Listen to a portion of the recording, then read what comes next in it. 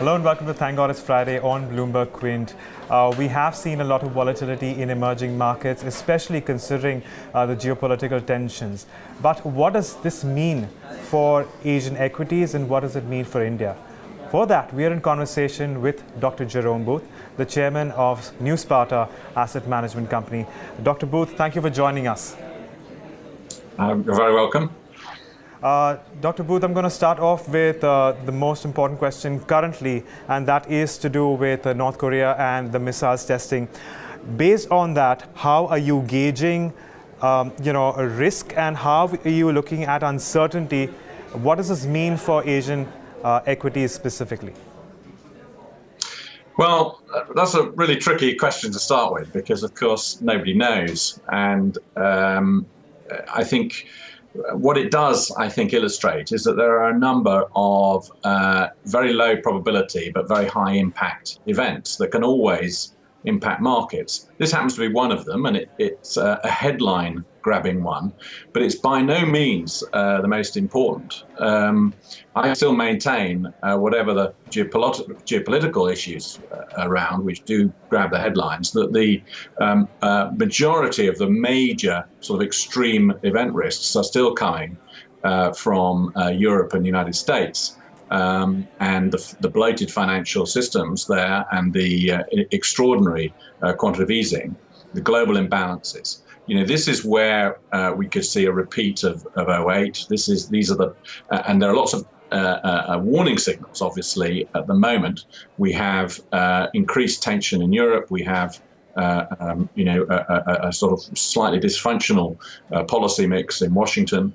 And the North Korean episode, if you like, is a part of that. And it's indicative that we may have to prepare, for a very different world, one in which, countries are going to have to be a bit more insular and protect themselves. But I don't want to, overemphasize the risks from North Korea, because whilst they're very real, this is still very much a very low probability of something extremely unpleasant happening.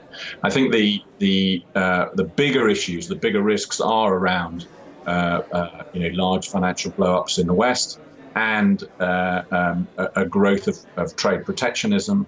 And a lot of these factors, one is much better positioned by being invested in emerging markets. It's still quite extraordinary that people have this very, very simplistic view of risk. They think it's sort of linear, additive, and there's a sort of golden rule that however risky things are in the US or Europe, emerging markets have to always be considered riskier. And then, of course, that's absolute nonsense. It is actually quite important that institutional investors and other investors start to really think about global risks in terms of scenarios and to protect themselves against different scenarios. And that doesn't mean you put all your eggs in one basket and think of risk as a sort of linear thing. You shouldn't, if you get worried about the US and Europe, put more money into Europe and the US. You should try to diversify. In particular, one should go into emerging markets, and within emerging markets do a whole range of things, and including the less liquid things, because actually it's liquid instruments that tend to suffer most, not the illiquid ones, where you don't have that price pressure in a crisis. So I think North Korea, if it shakes people's investment views up, then actually they should remember what that felt like and apply the same thinking across a whole range of other scenarios. Well, Dr. Booth, I want to shift focus to US and the Federal Reserve. Do you think emerging markets, in India included, of course, would be more resilient to a Fed balance sheet wind-up program than they were last December when the Federal Reserve actually announced the second interest rate hike in a decade? I think emerging markets are pretty well immune to what happens in the US, frankly, except to US interest rates, except in the very short term. I think one has to get this in perspective. Again, we shouldn't always be thinking about what the US would be doing, to the rest of the world. It's a two-way process, and also, countries have their own interest rate policies, which are much more important than those policies in the US.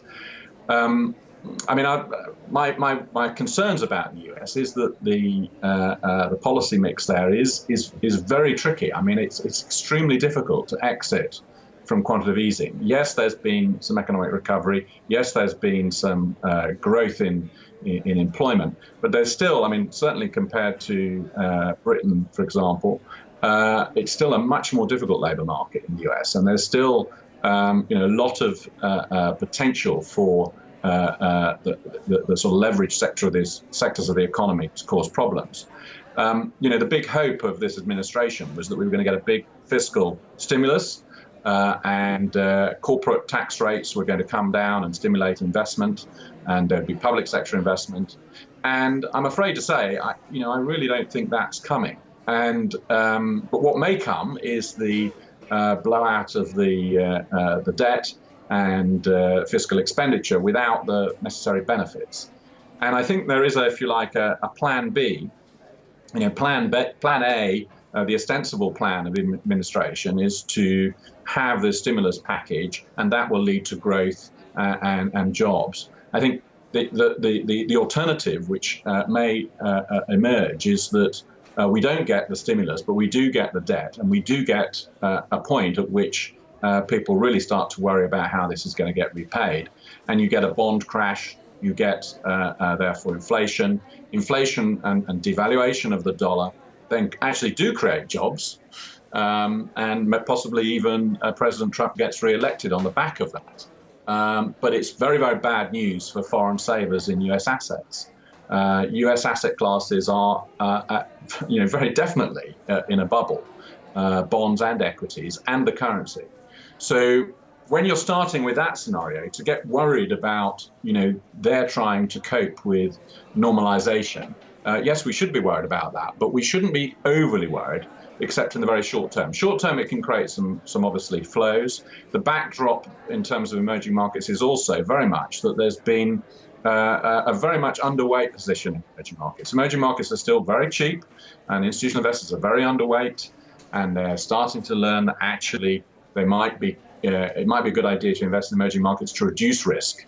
So I don't think that there's one should be overly concerned. Very interesting to watch what's happening, but whether there's a sort of sudden problem arising in the US economy or not, there is already a glowing shift of central bank reserves moving away from the dollar.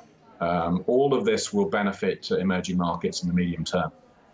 How difficult or easy or difficult is it going to be for the US Federal Reserve to be able to go ahead with its third interest rate hike this year? And is the US economy well positioned for the Fed to start rolling back its QE program?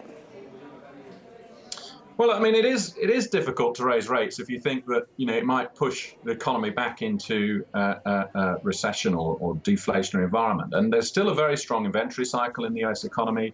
There's still a lot of risks out there, and there isn't really much inflation. So what's the justification? I mean, the justification is to sort of normalize and to take some of the extraordinary monetary easing off the table. And the Fed has been in this sort of quandary for a very long time. I think also, there are risks, as Stanley Fischer has very clearly pointed out.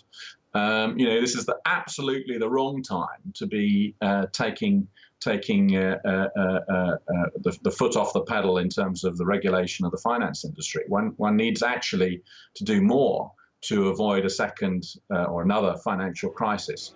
So I think that the risks are very finely balanced, and that's why the Fed has taken months and months and months to get as far as it has. But I think we're still in a very extraordinary world where you've got trillions of dollars of bonds issued with negative returns, and yet people are somehow, for some reason, willing to buy them. And we've got clearly stock markets and bond markets in bubble conditions. So you've got a lot of very fearful investors in a very uncertain world, not really knowing what else to do. And that's a very dangerous environment. And in that dangerous environment, it's always going to be difficult for the Fed to raise rates, but it's also difficult for them not to do something, because there has to be a sense of improvement, a sense of recovery. The job of a central bank governor in a highly indebted Western country today is not to have sort of maximum transparency. There's a difference between maximum and optimal transparency. And in a world of financial repression, the objective of which is to reduce the debt through a negative real interest rate without the savers cottoning onto that. That's a very difficult task. So what you have to do is, if you like, almost like a magician, you have to distract attention. And part of that is, every few weeks, you work out what the market is saying about interest rates and inflation and growth expectations, and you say something slightly different, which gets pundits, very excited and focused all on that. Meanwhile, what you're actually trying to achieve is A, stability, and B, trying to get inflation higher than the actual interest rate, and so reduce the level of the debt over time. That's more achievable, I have to say, probably in the UK at the moment than the US. In the US, the politics is turbulent. Uncertainty over fiscal policy is much greater. But there are, that's the backdrop. This isn't a simple question of, these economies are well run, and what they have, what they do will determine flows in terms of the interest rate differential. I mean, this is a fiction. Actually, international flows are now being determined by the balance of risks, and in particular extreme risks, and what investors think they should be doing in terms, what different scenarios may lead to their portfolio overall. And there's been a lot of bubble chasing, and insofar as that's now coming to an end, that's going to be leading to a large shift away from US assets over time. And that's a very tricky scenario to work as a central bank. Dr. Booth, there are a growing number of observers who suggest that the US markets are in bubble territory. What is your assessment? Well, I've just said it, and it's definitely bubble territory, equities and bonds. And it's almost, I think Alan Booth once said of something similar, that you have to have a postgraduate degree in economics from an Anglo-Saxon university to believe this, to not think it's utter nonsense. I mean, why is it that investors are investing in bonds with negative yields? This is nonsense. It's a child could work out that that's not a very good idea. And yet we have all this rhetoric around these bonds are safe. And, so the story goes, of course, emerging markets have to therefore be riskier, whatever happens. You have this very linear idea of risk. But risk is not linear. It's not simple. My risk is different to your risk. We have different liabilities, different information sets, different reaction times, different ability to control things. And it is not additive. So we've got to get away from this simplistic view of the world, that everything's sort of interrelated and mathematically easy to calculate, to the reality, which is much more complex and hugely difficult to analyze. And risk is not a simple thing at all. And it does depend on where you are.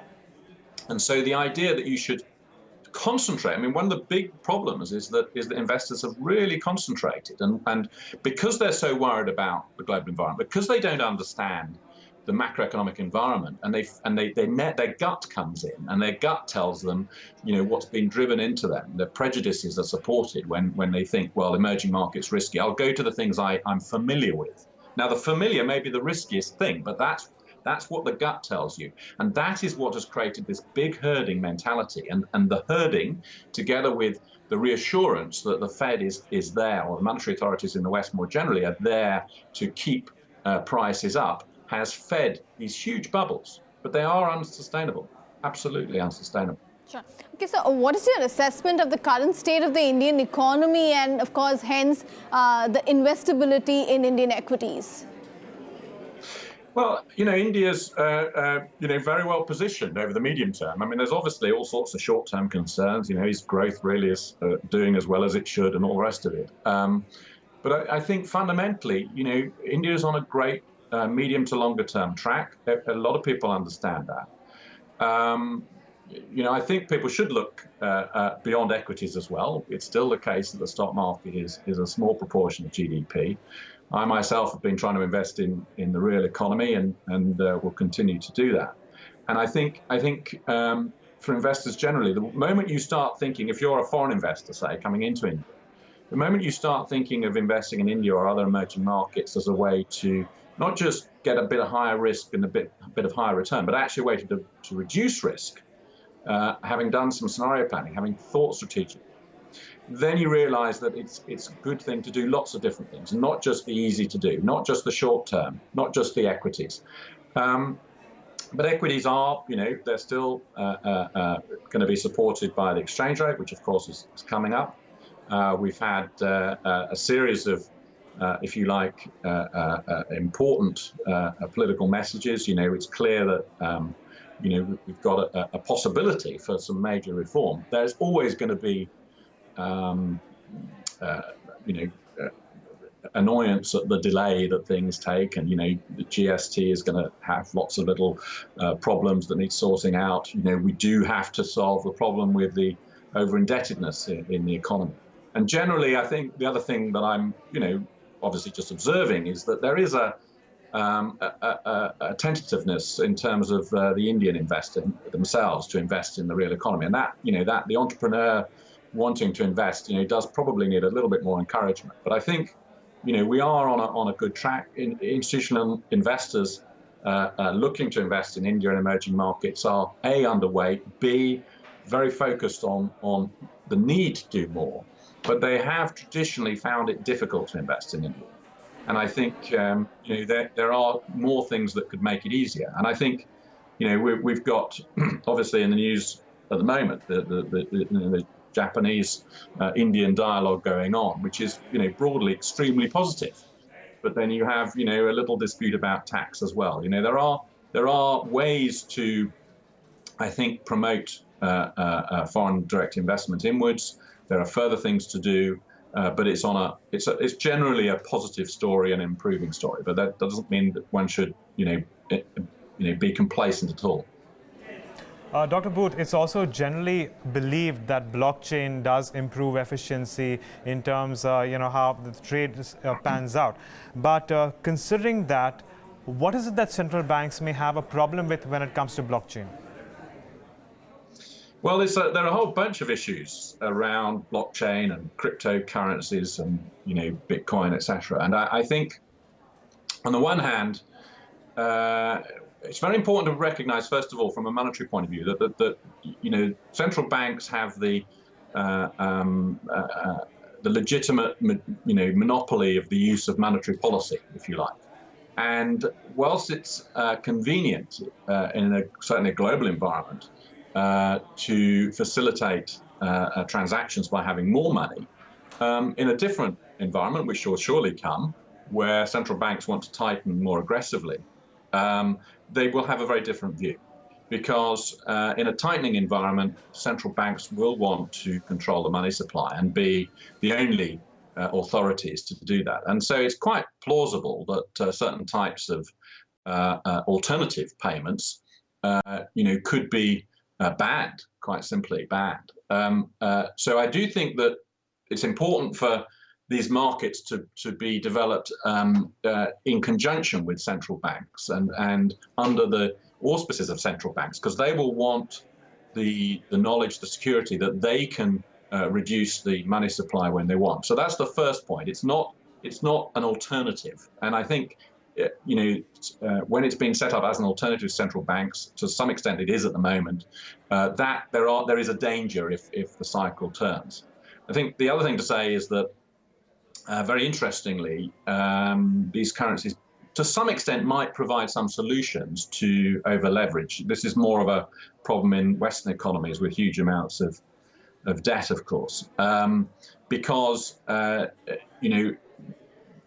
big challenge, if you like, today, the thing that was really an obvious problem after 2008, is the massive leverage in the financial system. And the fact that that leverage is still there makes another crisis possible. And so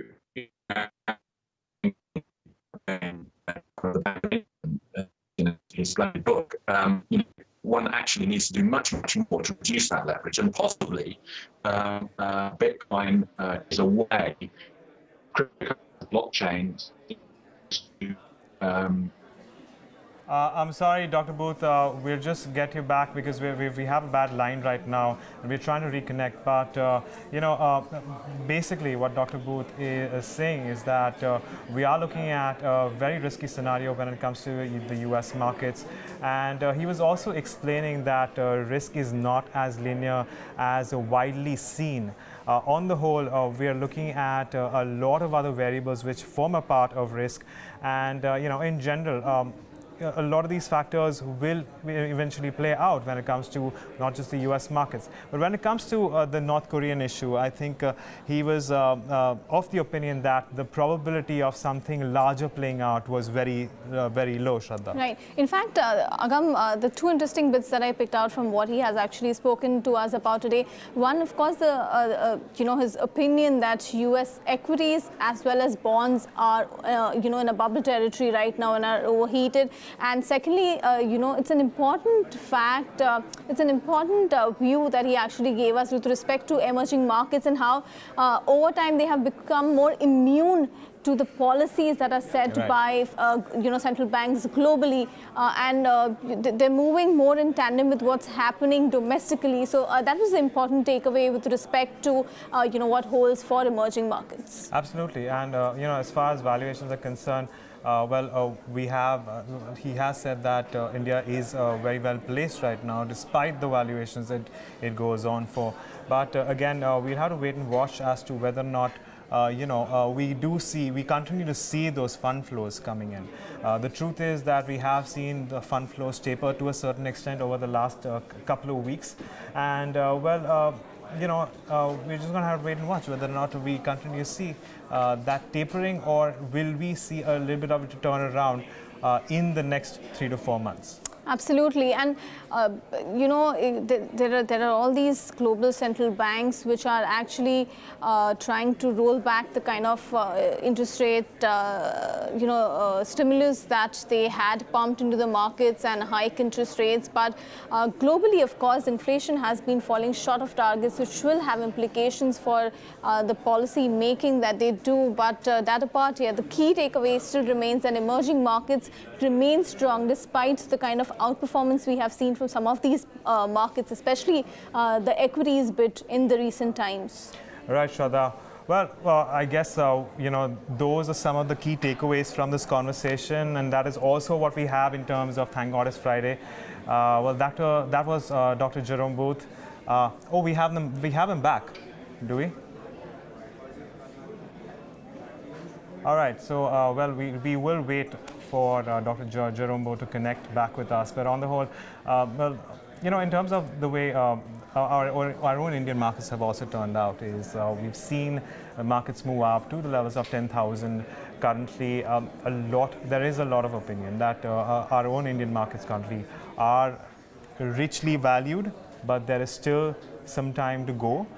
And on the whole, we're just keeping an eye on what international investors are doing right now, and what they intend to, what intentions they have, and the plans that they have with respect to India. And overall, Agam, despite all these talks of rich valuations, I think what remains important here is that domestic liquidity is helping Indian markets continue to hold on to those kind of valuations, and in fact there might be some sort of rethinking that the bears might have to do, because at every point in time when we have seen some correction creeping in, that correction has only been bought into. So let's see how Indian and emerging markets fare from here on. Absolutely. Well, I suppose with that we're going to wrap this edition of Thank God It's Friday. On the whole, there is a lot of caution when it comes to US markets. Emerging markets relatively less. It's a sign off from us. We will see you next weekend. Till then, it's goodbye. Stay tuned into Bloomberg Quint.